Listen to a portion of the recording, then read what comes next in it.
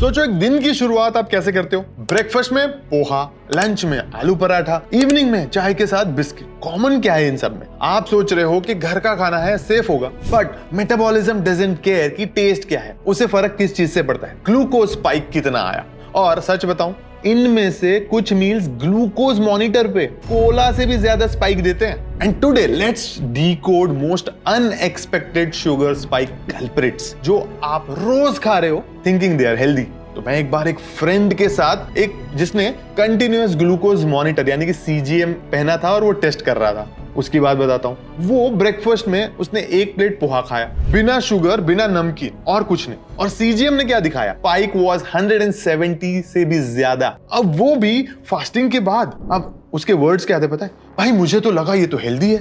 वही तो प्रॉब्लम है, जो हमें लाइट या हेल्दी लगता है often it's just fast digesting starch या कार्ब का overload and your body treats it like sugar. चलिए एक क्विक स्पाइक लिस्ट देखते हैं। तो जो प्लेन व्हाइट ब्रेड या टोस्ट आप लेते हैं, इसका स्पाइक हाई होता है। पोहा या उपमा, ये भी हाई होता है। आलू पराठा अल्ट्रा हाई जब आप उसको केचप या डिप्स के साथ लेते हो। डोसा डिपेंड्स, बट अगर राइस बेस्ड जो ज्यादा होते हैं ये हाई ही होते हैं। Biscuit deceptively high due to sugar and refined जो फ्लावर आपको इसमें होता है। इवन कॉर्नफ्लेक्स विथ मिल्क अगर आप लेते हो तो ग्लूकोज का बॉम्ब है। तो ये सब ग्लाइसेमिक लोड के मॉन्स्टर्स हैं।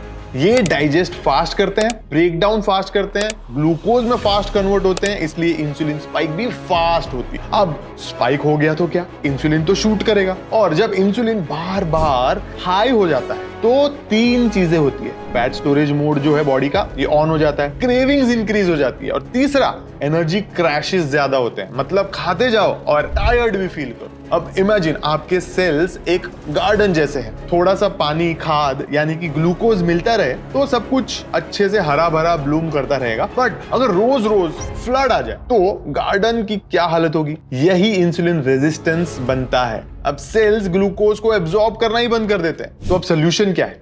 मील से डरना नहीं है, हर मील के बाद टेंशन नहीं लेनी है, बस उसकी ग्लूकोज इंपैक्ट को कंट्रोल करना है। और साइंस ये कहता है कि कुछ फाइटोन्यूट्रिएंट्स यानी कि प्लांट बेस्ड न्यूट्रिएंट्स जो हैं, जैसे कि मलबेरी लीफ एक्सट्रैक्ट या सिनेमन बार्क पॉलीफिनॉल्स, ये कार्ब के ब्रेकडाउन को स्लो करते हैं। और कैसे? By gently inhibiting enzymes like alpha amylase and alpha glucosidase. ये 2 जो एंजाइम है इनको कंट्रोल करते हैं।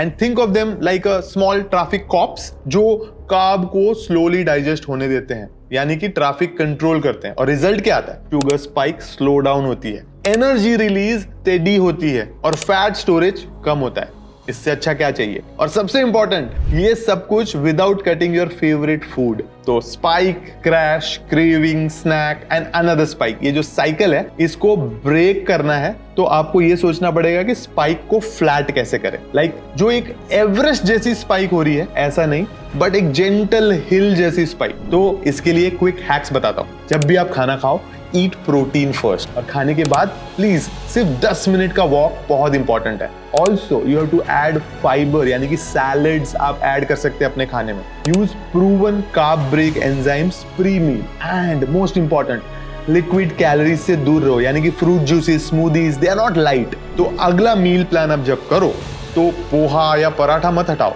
बस स्पाइक कंट्रोल करो। एंड बिकॉज शुगर के साथ में गेम जीतने का मतलब क्या है पता है? लॉन्ग टर्म में आपका मेटाबॉलिज्म विन करता है। तो अब नेक्स्ट एपिसोड में मैं बताऊंगा कि HbA1c ये जो ब्लड टेस्ट है ये आपको फूल कर रही है, और क्या आपको डेली शुगर चेक करना चाहिए या नहीं। तो मिलते हैं अगले वीडियो में, तब तक स्टे हेल्दी।